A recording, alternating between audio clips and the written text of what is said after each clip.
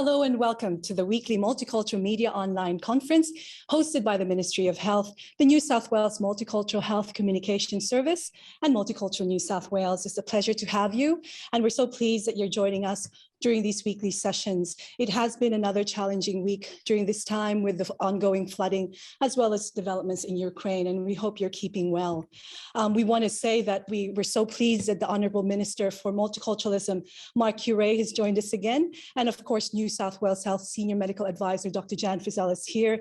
And we also have a special guest to provide health and environment updates due to the flooding and the spread of the virus due to the ongoing downpour of rain. We are pleased to have with us the New South Wales Health Executive Director of Health Protection, Dr. Richard Broome. So we will start with the questions later on, but we'd like to please acknowledge first the traditional owners of the land from which we are all meeting today. We pay respects to elders past and present, and for Dr. Jan and Dr. Broome and myself, we are extending our acknowledgement to the Camaragal people of the Eora Nation.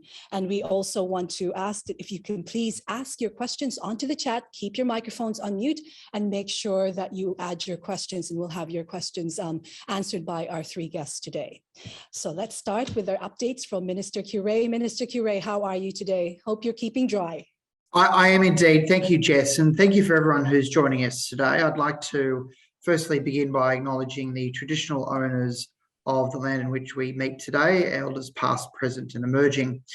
In addition to that, of course, New South Wales, as we know, has been impacted by some widespread heavy and locally intense rainfall since Tuesday last week, or the week before, I should say, which has caused, as we know, widespread flooding right across New South Wales, but in particularly in the northern part of our state, in Lismore, Ballina, and Tweed. Firstly, I'd like to say my thoughts and prayers are with the families of those who have tragically passed away during those unprecedented floods. I'd also like to acknowledge the ongoing work, the excellent work of our emergency services, including, of course, my parliamentary colleague, the Minister for Emergency Services. If anyone who needs emergency assistance in storm or flood, please obviously contact the SES on 132 500. Or triple zero if it's, of course, life-threatening and something that's warranted an immediate phone call. But there is a lot of help and support being provided, and I want to just acknowledge Multicultural New South Wales, who've translated a series of key messages to help multicultural communities. So far, these messages have been translated into Arabic and Greek and Korean and Chinese and Vietnamese as well. And it's important that those very important safety measures are translated and sent throughout the communities. Also, I'd like to take the time to I want to take the time to please remind everyone that if you are on the roads, please drive very carefully during these conditions. In the event, of course, that you come across floodwater, please do not drive through it. I've seen so many videos on Twitter and social media like Facebook of instances and examples where people are driving through some very intense flooding, particularly in Sydney, and there are examples in my own area, in fact, of Peakhurst and along the M5 for that matter. So tread floodwater very, very carefully. If in doubt, don't do it. It's very dangerous. And of course, that's probably enough from me at the moment. We have, of course, vaccination evacuation centres, I should say, on the North Coast and other parts of New South Wales. And I'll leave it there. Thanks, Minister, for that update. Dr. Jan, it's a pleasure to have you again here. Would you like to give our COVID-19 update? Thanks so much, Jess. And there were just over 13,000 positive results yesterday registered in New South Wales to 4 p.m, which included 9,500 positive rapid antigen tests and just over 3,600 positive PCR tests. Over 32,000 people were tested via PCR yesterday in New South Wales. we still have a way to go with our childhood vaccination rate. And so we're really asking parents to think about getting their children vaccinated. Children aged 5 to 11, 48% have received a first dose of COVID-19 vaccine. And I would really encourage people whose children perhaps did become unwell just over Christmas, New Year, now's the time to be getting that vaccination up to date, because it really is important for protection against future outbreaks and will help stop the spread in households. Of people aged 16 plus, 56% have now received a third dose of a COVID-19 vaccine, and just over 60% of people eligible. So there are still 40% of people eligible for boosters. And just a reminder that those boosters do help decrease the rate of hospitalisation, ICU and death. So very, very important intervention. The other sad thing is, of course, we are still seeing people pass with COVID-19. Today, we're reporting the deaths of 9 people, and New South Wales Health extends its condolences to those families. We've had people in their 50s, including one person in their 50s, 2 in their 60s, 4 in their 80s, and 2 people in their 90s. So still a very important intervention. Thanks, Jess. Thank you, Dr. Jan and Dr. Richard Broome. It's great to have you here. Do you have an update for us? Yeah, thank you. As Minister Coure said, clearly New South Wales has been affected by very severe wet weather for the last week or so, particularly up in that Northern Rivers area, with quite extraordinary flooding affecting many thousands of people and damaging or destroying houses. There are some really important public health messages that we want to get out as people begin to return to their homes and start the clean-up. And the key one really is that floodwaters are frequently, or you should assume that floodwaters are contaminated with sewage or hazardous chemicals, and so you should do what you can to minimise contact. So certainly, you should not swim in floodwater. Secondly, when you do go back to if you are returning to your home, it's important to wear appropriate protective equipment to avoid cuts which may turn to skin infections because of the floodwater. So when you are returning home, people should wear thick gloves, long trousers, good shoes, and if you do have any wounds on your skin, it's really important to make sure they're covered. The second thing, obviously, is particularly a number of people now have been infected by multiple disasters over the last few years, and the mental health toll of these disasters is really significant. And so New South Wales Health is working with our partner agencies and emergency services such as Resilience New South Wales to support the mental health of communities, and there is additional information online. And I would say on the New South Wales Health website there is fairly easily accessible information about a range of public health risks related to floods, particularly as people move home. Another thing I should just mention is that there has been a lot of interest in the news in the last few days about Japanese encephalitis, but mosquitoes in New South Wales do carry other diseases as well, such as Ross River virus and Barmah forest virus as well. They're less severe than Japanese encephalitis, but we are experiencing higher numbers of those across the state. So as the floodwaters recede, the conditions may be good for mosquitoes. So we do anticipate that there may be increased numbers of mosquitoes. So again, it's just important to get the message out to people to avoid being bitten as much as possible. And the key things there are to avoid being outside at dusk and dawn when mosquitoes are more active. If you are outdoors, again, make sure you're wearing long-sleeved, loose-fitting clothing. And it's also really important to wear an effective mosquito repellent. So that's one containing DEET or picaridin or oil of lemon eucalyptus. And also just think about your children as well. So if they are out and about, just make sure you're putting mosquito repellent and long-sleeved clothes on them as well. Thank you so much, Richard, for that update. And Dr. Broome is here to give updates on floodwater, as well as the JE, or the new virus, Japanese encephalitis. So please ask your questions. We've got some links to some resources that's being sent through and added to the chat by our team members from the New South Wales Multicultural Health Communication Service and Multicultural New South Wales. Now let's start with the questions. Minister Coure, due to the flooding, there's a question here about testing positive for COVID, and they're worried about their loved ones who are positive, and they live in the area affected by the floods. Well, thank you very much, Jess, and thank you for that question. First of all, I sincerely hope everyone is safe. In the event you are living in an area which is experiencing flooding, Obviously, please follow the direction of emergency services to help our multicultural communities and our seniors communities. I've asked my agency, Multicultural New South Wales, to translate a lot of key messages, as I mentioned before. The New South Wales SES has issued a number of evacuation warnings right throughout New South Wales. We saw a few of those in low-lying areas in Sydney only yesterday. Evacuation orders for areas across New South Wales. So if you are subject to one of those warnings, do not delay. Follow the advice of those warnings and orders immediately. If you are a COVID positive, self-isolating, and are living in an area impacted by the floods, please make sure you are prepared to leave if you are asked. It's very, very important. Have an emergency evacuation kit ready to go near the front door with some spare clothes, important documents, medication, and spare masks. In addition to that, if you need help identifying what to include in your emergency evacuation kits, you can visit either the ses.newsouthwales.gov.au website for help. In addition to that, now if you need to evacuate, try and stay with friends and family who are up to date with vaccinations and who do not have a high risk or severely immune compromised person at their home. Do not mix in their households. That's very, very important, very critical. If you can't stay with friends or family, you can make a hotel booking. This will minimise, of course, the potential exposure. May be safer, in fact, for high-risk individuals. Thank you so much, Minister Coure. That's a really good, important messages that you, an announcement that you've mentioned.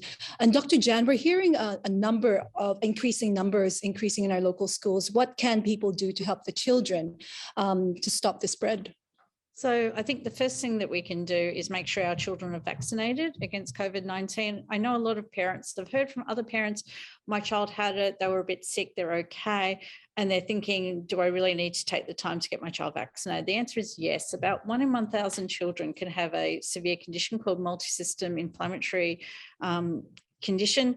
It's nasty. It can put your child in ICU. So that's not a small number when we consider how many children are in New South Wales. So please do get your children vaccinated. That will also help reduce the risk that they can transmit it to others at school and also others at home. Do listen when the school tells you that another child has had COVID at school, and do think about where your child's going that week. It might be the week to, skip extracurricular activities to minimise the amount of mixing your child has done, particularly if they've been exposed to COVID at school. And also do think about whether they are using their RAT tests that have come home with them from school. The other thing, of course, is I know it can be really difficult if there's peer pressure, but encouraging your child to wear a mask is also a good thing to do. And a lot of young adults will be making those decisions for themselves to wear a mask, and particularly encouraging them to wear a mask if they're using shared school transport. Some very basic things to do. Thank you, Dr. Jan.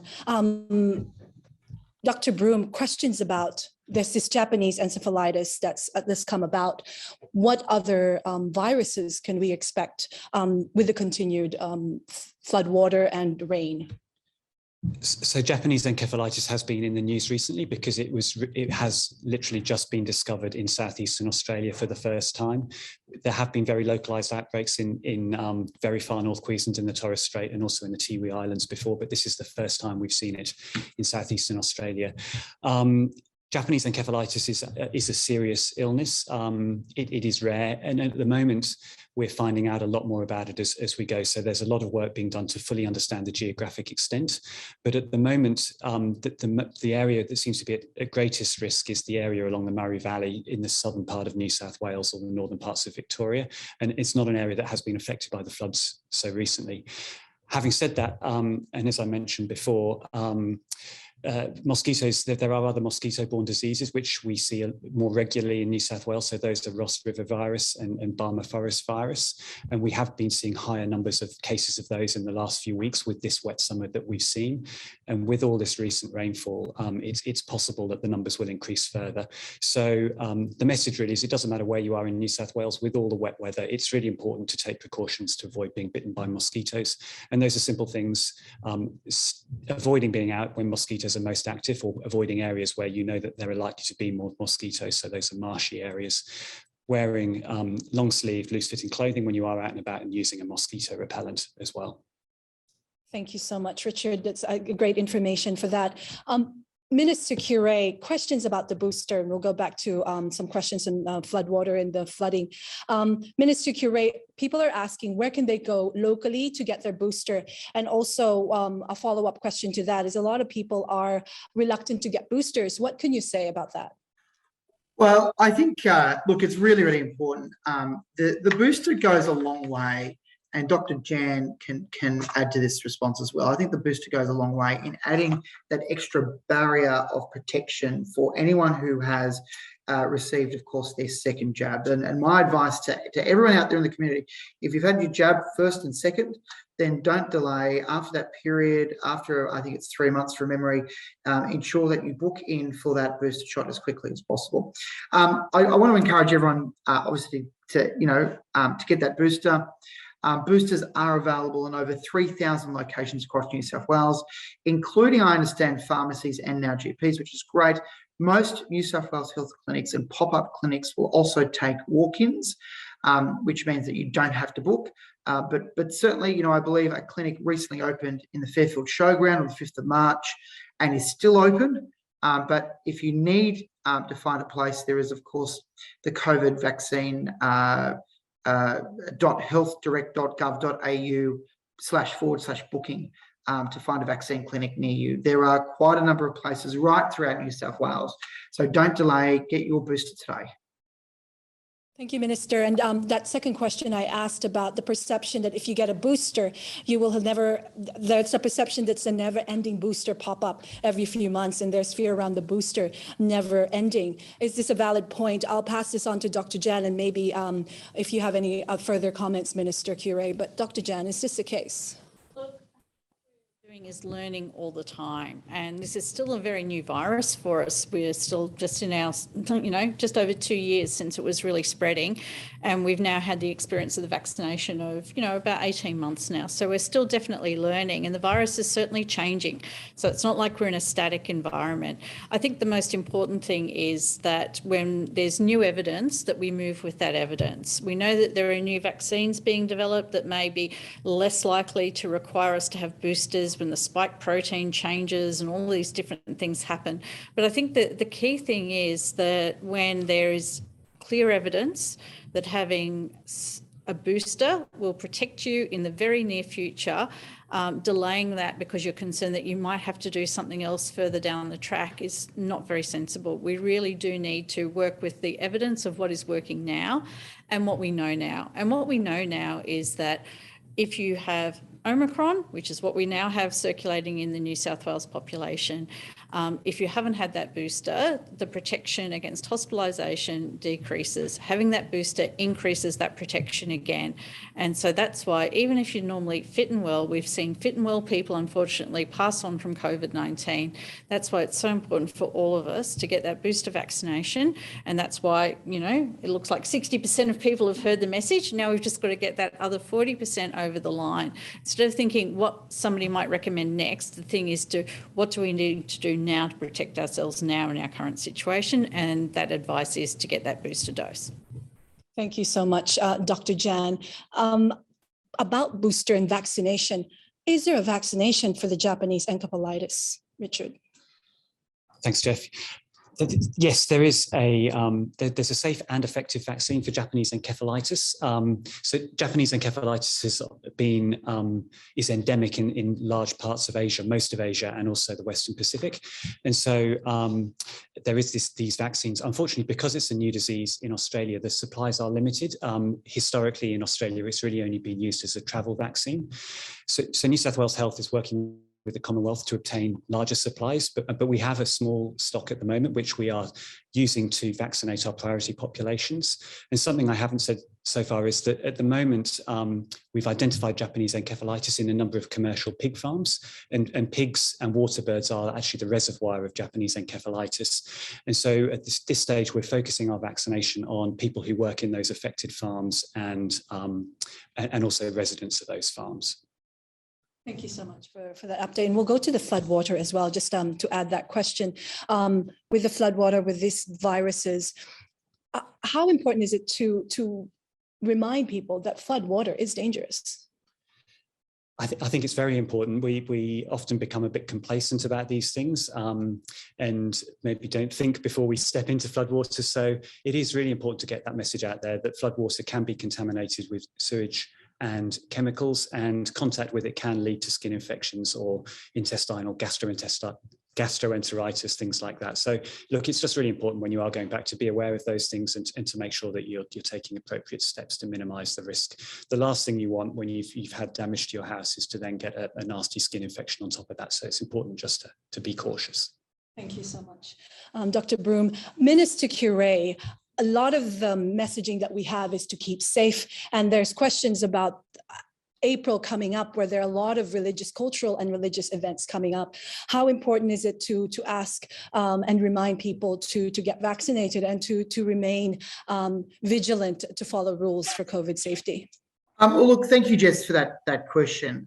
There is a lot of, it's all about common sense for both the event organisers, the attendees and so forth. For anyone wanting to host an event, it is about making sure the health and well-being of attendees is taken into consideration. And obviously encourage people to use the masks, encourage good hygiene, make sure there's, communication with attendees if they aren't feeling well to stay home. I think that's really, really important and really critical. In addition to that, I can completely appreciate that the want and need to attend an event to meet people, particularly over the last 2 years. People are wanting to get out, community groups are wanting to meet up again and to arrange their events, their annual events. But if you aren't feeling well, don't risk it. I think that's really, really important. Stay home, get tested, put your health first, and put the health of your friends and your family as well first. I'm also continuing to meet with community leaders to remind them of their responsibilities. And I think that's really important that, we will continue reminding people, their community groups, of their responsibilities in terms of keeping people safe at these events. Minister Coure, and on that, Dr. Jan, in terms of being vaccinated before attending these events. Yeah, and I think that's, again, something that we can do to help protect our family, because when these events are going on, it's often not just the social events as a community, but also the coming together as a family.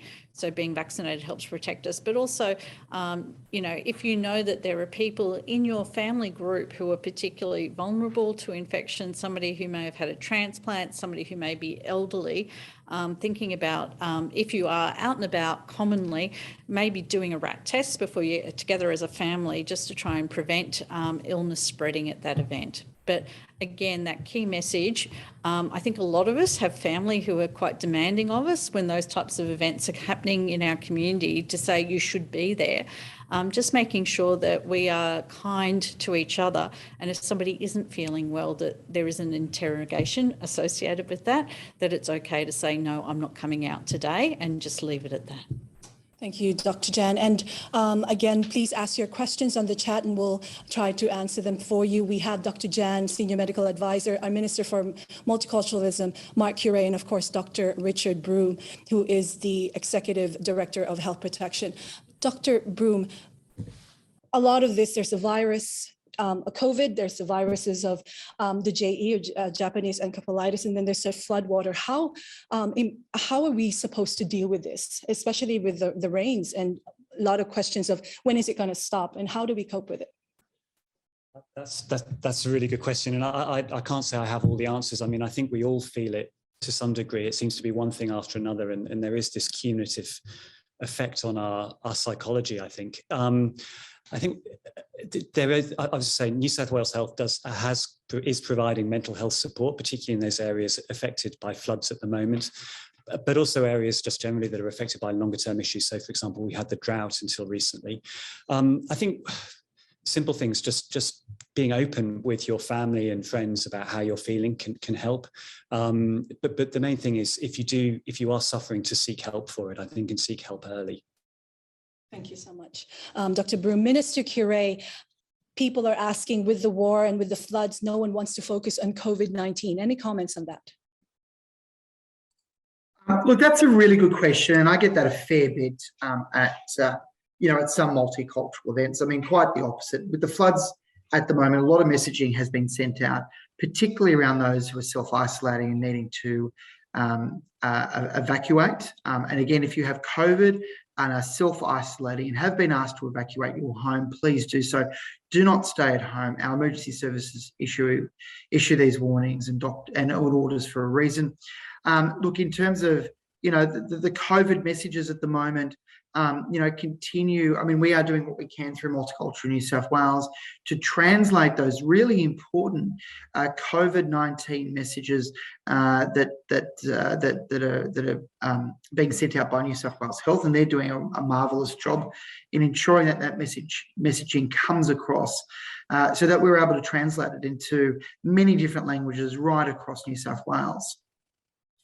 Thank you, Minister Coure. And like you said, there's so much information in languages available in New South Wales Health and the New South Wales Government websites. We have a question from Keith from the Australian Chinese Daily. Public transport has been affected the last few days, and there are a large amount of people waiting at the platform and packed into trains. What messages do we have for them? And I'll pass this on to Minister Coure. Look, that's a really good question as well. And we got that last week. I think, you know, if in doubt and you're unable to, you know, to separate, and if it's quite a few people both on the train, on the platform, you know, don't be afraid to wear a mask. I think that's the health advice that we've received over many weeks. You know, if it's possible, if it's not possible, I should say, to separate along the platform, wear a mask for the safety of yourself and the safety of others too. Minister Coure, Dr. Jan, in terms of schools, how safe, how do they need to keep safe, and especially now with the flooding, people can't go to school, but when they do get back, how important are those COVID safe messages and behaviours? And I think we've already covered a fair bit of this, but I think the key thing is we know that kids are, you know, anxious, they're worried at the moment, and there's a lot of really good resources available to help you talk to your kids about the different things that are going on in the world. Some of them will be becoming anxious and scared and worried, and it's actually okay to acknowledge that, yep, there are things out there that are anxious and scary and worrying, but do, you know, reinforce the fact that you are there, that you're there to support them, that there are other adults that they can trust and talk to, and not to be afraid to talk to people about the things that are worrying them. And it's okay if other people aren't worried about the same things that they are worried about, that's okay too. But the other thing is to also look at turning off the news, because I think at the moment it's really easy, even for young kids or teenagers particularly, to be caught in so many messages and to feel so personally responsible for a lot of what's going on in the world, and just reminding them that, look, we do what we can and take steps. You know, if they're worried about climate change, if they're worried about whatever else is going on, help them do the things that they can do, but also remind them that there's a whole world there who's here to support them, and that there are kind and good people out helping each other. And I think it's really important that we remind our kids that, yeah, there are some scary and difficult things happening at the moment, and it's okay to feel scared, but also remind people that there are also things that help them feel safe. And, you know, being supportive and keeping an eye out for other people's kids. If you see somebody else's kids suffering, or they just need someone to talk to, because sometimes kids need a trusted adult outside of their family to talk to as well. Being kind and patient with kids at the moment, and not dismissing their concerns, because, you know, the world is a bit scary at the moment, let's face it. Thank you, Dr. Jan. And to that point, Dr. Broome, telling kids about the virus as well as the flooding, it's just very difficult in terms of having to explain this. What should teachers do in terms of preparing the kids in situations like this, especially with the environment and what's happening now? So I think, as Dr. Jan said, just being very open about all what the situations are, and explaining that they aren't personally responsible, and that they can have discussions with teachers, with parents, about the many issues that we're facing at the moment, I think is probably the most important thing. And that as Jan said, there is nothing wrong with feeling scared about some of the stuff that's going on in the world, but it's just, again, really important to be open with your family, with your teachers, with your friends about these things. Thank you, Dr. Broome. Minister Coure, a lot of people are coming back to New South Wales, in particular to Australia and to New South Wales. there's flooding and there's a lot of things that's happening around the world. What key messages do we want to relay to them in terms of keeping everyone safe? Well, look, I think both doctors summed it up beautifully, and it's the conversation that we are having as parents with our two young kids, particularly our 8-year-old. You know, the world at the moment is you know, quite a scary place. You're watching the news at 6 o'clock, and you're seeing floods, COVID, and of course conflict in Ukraine, a war in Ukraine. It is important to sit down with your kids and to have those deep, meaningful, honest conversations about what's going on in the world, to comfort them and their fears and their anxieties that young kids would have. You know, particularly if there is, for example, you know, a child's friend or a classmate that may have had a parent or themselves, in fact, diagnosed with COVID. So really in this time of need, it's such an important role parents play in the family home in comforting their young children during what we've seen over the last, in particular, the last couple of weeks, but over the last, you know, year or two, particularly during this COVID. It's certainly the conversations as a parent that I'm having with my two young kids, particularly my 8-year-old, who you know, unfortunately, we are watching the news, and he has questions, and we try very hard to answer those questions and try and comfort him as this period is unfolding. Thank you, Minister Coure. And I guess one last question about vaccination. There's a question here about community members asking where to get the LGM test or the immunoglobulins test. Oh, thank you very much. Accepted by the consulate, community members find it confusing of complex procedures to meet these requirements. So different countries do have different entry requirements for travel. And I know that China in particular looks to the immunoglobulin tests for people who have been vaccinated with vaccines in Australia. If you go to the Chinese Consulate General website in Sydney, they actually have the testing clinics that will do those tests for you, both the PCR test and the immunoglobulin test as required. Generally, your GP won't order those tests for you simply because it's not a recommended test.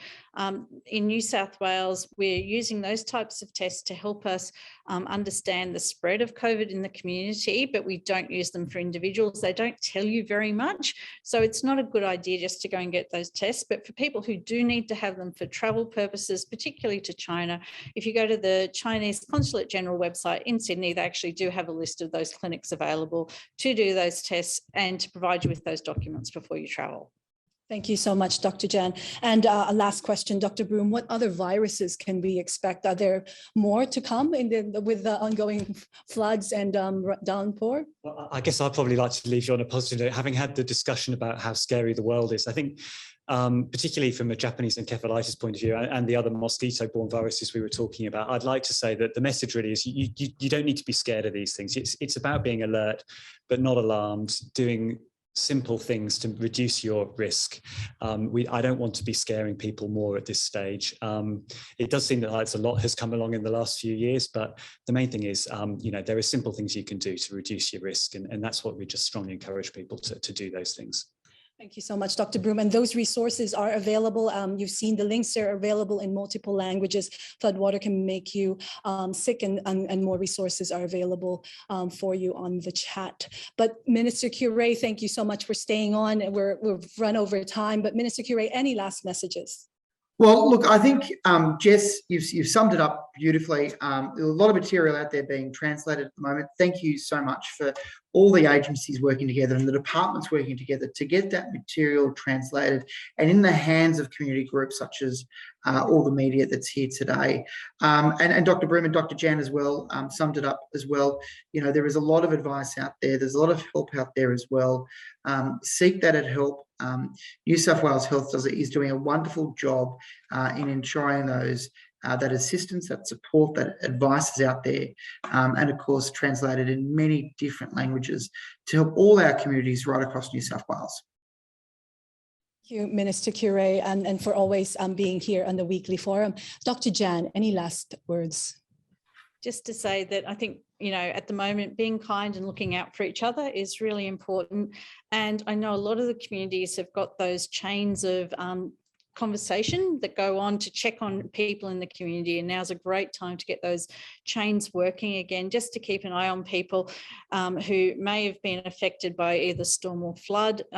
We got it working for COVID. Those chains will work well again for the situation we're in at the moment. So doing those, I call you, you call 3 other people, they call 3 other people, getting those chains working again. It's a really good time just to check in on our friends and neighbours. Thank you so much, Dr. Jan. And Dr. Richard Broome, thank you so much for joining us. Any last words for the media? Only, I guess, the key messages, I'll just repeat them. People, please, whilst you return to your home, just be careful and buy some insect repellent. Thank you so much, Dr. Broome, and thank you so much on behalf of the Ministry of Health, Multicultural New South Wales and the New South Wales Multicultural Health Communication Service and our special guest today. We thank you for joining us, and please, if you have any questions, please send them to us, send them through the chat next week, join us again, but email us, and we also have the recording available in the New South Wales Multicultural Health Communication Service website for you to use for your publications and broadcasts. As Dr. Jan said, stay connected. Dr. Broome said, please buy that repellent and stay away from floodwater. And as Minister Coure said, please get vaccinated and stay safe. Thank you so much. Be kind to one another. We'll see you again next week.